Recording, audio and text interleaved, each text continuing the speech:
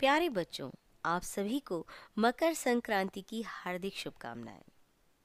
कहा जाता है कि पौष मास में जब सूर्य धनु राशि को छोड़कर मकर राशि में प्रवेश करता है, तब मकर संक्रांति का पर्व मनाया जाता है। यह एकमात्र ऐसा त्योहार है जिसे संपूर्ण भारतवर्ष में मनाया जाता है, चाहे इसका नाम व मनाने का तरीका कुछ भी हो। हिंदू धर्म में माह को या महीने को दो पक्षों में बांटा गया है, कृष्ण पक्ष और शुक्ल पक्ष। ठीक इसी तरह से वर्ष को भी दो अयनों में बांट दिया गया है, उत्तरायण और दक्षिणायन। यदि दोनों को मिला दिया जाए तो एक वर्ष पूर्ण हो जाता है। मकर संक्रांति के दिन से सूर्य की उत्तरायण गति प्रारंभ हो जाती है, इसलिए मकर संक्रांति को उत्तरायण भी कहते हैं। उत्तरायण को देवताओं का दिन अर्थात सकारात्मकता का प्रतीक माना जाता है, इसलिए इस दिन जप, तप, दान, स्नान, श्राद्ध, तर्पण आदि धार्मिक क्रियाकलापों को विशेष महत्व दिया जाता है। अनेक स्थानों पर इस त्योहार पर पतंग उड़ाने की परंपरा प्रचलित है। लोग दिन भर अपनी छतों पर पतंग उड़ाकर हर्षोल्लास के साथ इस उत्सव का मजा लेते हैं। विशेष रूप से पतंग उड़ाने की प्रतियोगिताएं भी आयोजित की जाती हैं। पतंग उड़ाने के पीछे धार्मिक कारण यह है कि श्री राम ने भी पतंग उड़ाई थी। गुजरात व सौराष्ट्र में मकर संक्रांति पर कई दिनों का अवकाश भी रहता है और यहाँ इस दिन को भारत के किसी भी अन्य राज्य की तुलना में अधिक हर्षोल्लास से मनाया जाता है। डियर व्यूअर्स, संक्रांति और सेहत का आपस में घनिष्ठ संबंध है। कैसे? सुनिए।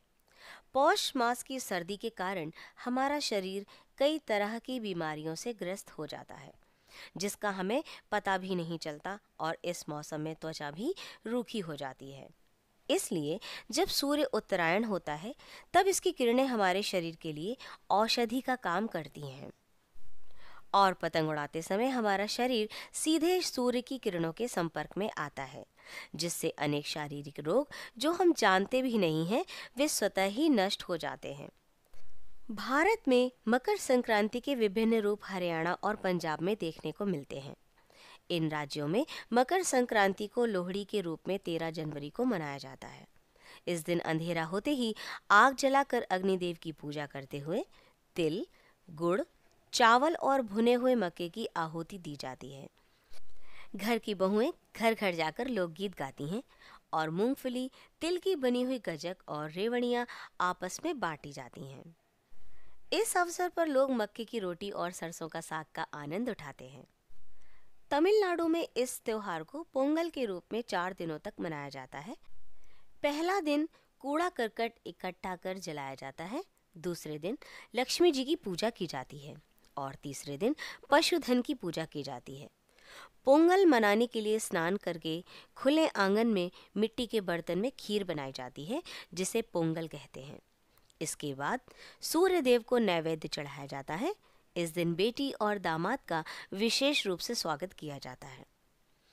हमारे उत्तर प्रदेश में भी इस पर्व को खिचड़ी के रूप में मनाया जाता है, इसलिए आज के दिन खिचड़ी खाने और खिलाने का प्रचलन है। खिचड़ी व तिलकुट आदि से बनी पट्टियां या मिठाइयां खिलाने के साथ साथ खिचड़ी व तिल का दान भी दिया जाता है। बिहार में मकर संक्रांति को खिचड़ी और मकर संक्रांति के नाम से ही जाना जाता है। इस दिन उड़द, चावल, तिल, चिवड़ा, गौ, स्वर्ण, ऊनी वस्त्र, कंबल आदि दान करने की मान्यता है। इसी प्रकार महाराष्ट्र, बंगाल, राजस्थान, आंध्र प्रदेश, झारखंड, कर्नाटक, मध्य प्रदेश, गोवा, सिक्किम में मकर संक्रांति या संक्रांति के रूप में यह त्योहार मनाया जाता है। इस प्रकार मकर संक्रांति के माध्यम से भारतीय सभ्यता एवं संस्कृति की झलक हमें विविध रूपों में देखने को मिलती है।